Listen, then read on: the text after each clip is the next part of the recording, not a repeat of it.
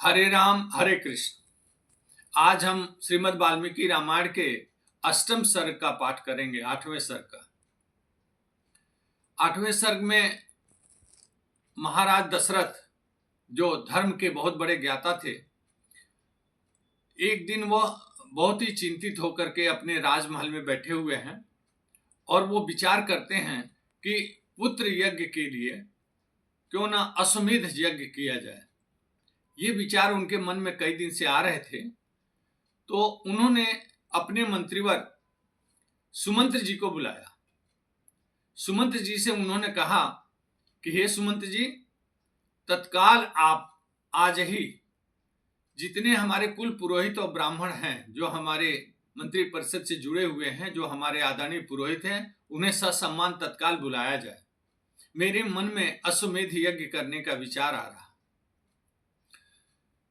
मंत्रीवर सुमंत्र जी ने तुरंत ही मुनि वशिष्ठ को और वामदेव जी को सबसे पहले बुलाया।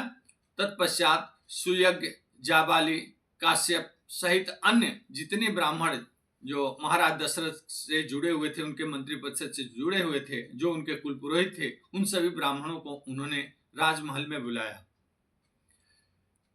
वशिष्ठ मुनि सहित सभी ब्राह्मणों के आने के पश्चात महाराज दशरथ ने निवेदन किया कि हे ऋषिवर, हे मुनियों, मैं आप लोगों के सामने में अपने मन की बात रखता हूँ। मेरे मन में कई दिनों से और कई वर्षों से यह विचार आता है कि मैं पूरे भूमंडल पे किस प्रकार से सुखपूर्वक मैं राज करता हूँ, परंतु मन में सुख नहीं उत्पन्न होता है, कारण कि मेरे पास पुत्र नहीं है।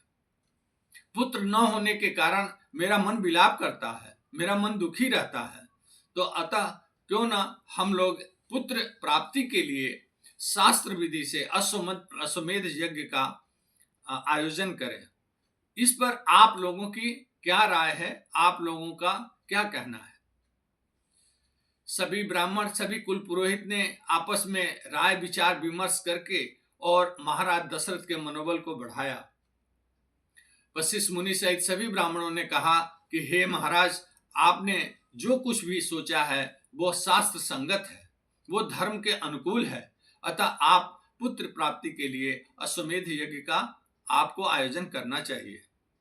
तो महाराज दशरथ ने जब पूछा कि कैसे करें, क्या क्या करें, तो उन लोगों ने बताया कि देखिए, इसमें यज्ञ के लिए आपको एक अश्व लाना होगा और सरजू के उत्तर, जो अयोध्या से उत्तर जो सरजू बहती हैं, उससे उत्तर यज्ञ भूमि का आपको चयन करना होगा।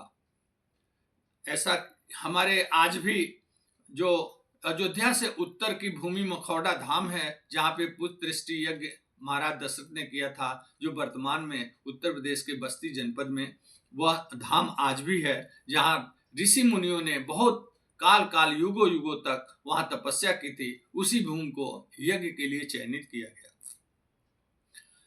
जब ब्राह्मण और कुल पुरोहित जब राजमहल से यह सलाह देकर चले गए, तो तुरंत दशरथ जी ने अपने मंत्रियों को बुलाया और मंत्रियों से कहा कि हे मंत्रीगण, आप लोग इस कार्य में आप लग जाइए और जिस प्रकार से हमारे पुरोहित ने बताया, आप सामग्रियों को इकट्ठा करना शुरू कर दीजिए। यज्ञ संबंधी जितनी सामग्री है उन्हें इकट्ठा करने की जिम्मेदारी आप लोगों की है।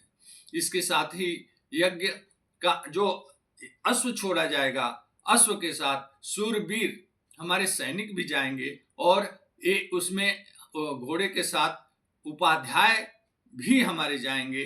जो वेद पाठी उपाध्याय होंगे वह घोड़े के साथ, अश्व के साथ अवश्य जाने का उनका प्रबंध कीजिए। इस प्रकार से सभी मंत्री अपने यज्ञ के आयोजन के कार्यों में लग गए। तत्पश्चात महाराज दशरथ अपने राजमहल के अंतःपुर में जाते हैं और अपनी रानियों, प्रमुख रानियों से, तीनों रानियों से कहते हैं कि हे रानी, आप लोग यज्ञ, मैं एक पुत्रष्टि यज्ञ करने जा रहा हूँ, अश्वमेध यज्ञ करूंगा पुत्र प्राप्ति के लिए।